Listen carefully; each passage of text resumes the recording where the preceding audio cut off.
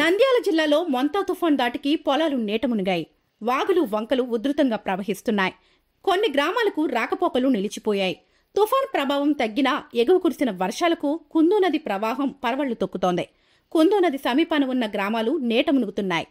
తుఫాను భారీ వర్షాల కారణంగా ఆళ్లగడ్డ నియోజకవర్గం, రుద్రవరం మండలం ఆలమూరు ఆళ్లగడ్డ నియోజకవర్గం గ్రామంలో 100 ఎకరాల్లో బొప్పాయి, మొక్కజొన్న తదితర పంటలు పూర్తిగా దెబ్బతిన్నాయి.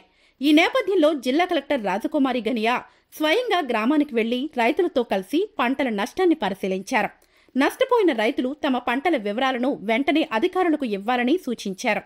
పంటల నష్టం వివరాలను త్వరితగతిన నివేదికల రూపంలో సమర్పించాలని సంబంధిత అధికారులకు ఆదేశాలు జారీ చేశారు. అలాగే జిల్లాలో మొక్కజొన్న కొనుగోలు కేంద్రాల ఏర్పాటు కోసం ఇప్పటికే ముఖ్యమంత్రి చంద్రబాబు నాయుడుతో చర్చించారని, త్వరలోనే కేంద్రాలు ఏర్పాటు చేసి మొక్కజొన్నను గిట్టుబాటు ధరకు కొనుగోలు చేస్తామని కలెక్టర్ తెలిపారు. జిల్లాలో ఏ ఒక్క రైతు కూడా నష్టపోకుండా అన్ని చర్యలు తీసుకుంటామని కలెక్టర్ రాజకుమారి గనియా హామీ ఇచ్చారు. కొంత మైజ్ మనకి నష్టపోయే అవకాశం ఉంది. అలాగే ప్యాడీ కూడా పానికల్ స్టేజ్కి వచ్చి పడిపోయినది ఉంది. కాబట్టి గౌరవ ముఖ్యమంత్రి వారు కలెక్టర్స్ అందరికీ కూడా ఇన్స్ట్రక్షన్స్ ఇచ్చారు. నంద్యాలకు ప్రత్యేకంగా చెప్పారు, ప్రతి రైతును ప్రభుత్వం ఆదుకుంటుంది, ఎవరికి ఎటువంటి నష్టం జరగదు. ఇమీడియట్గా ఎన్యూమరేషన్ ప్రాపర్గా జరగాలి.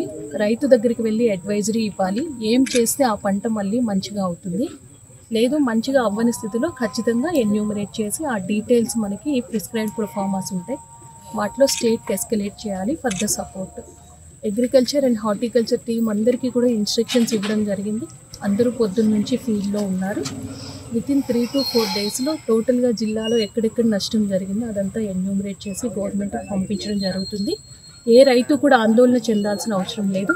ప్రభుత్వం అన్ని విధాలా కూడా గవర్నమెంట్ మీకు సపోర్ట్ ఇస్తుంది. అలాగే జిల్లా యంత్రాంగం అధికారులు అన్ని విధాలా కూడా మీకు సపోర్ట్ ఇస్తారు. ఫీల్డ్కి వచ్చినప్పుడు ఖచ్చితంగా ప్రతి రైతు కూడా సహకరించాలని నేను కోరుతున్నాను.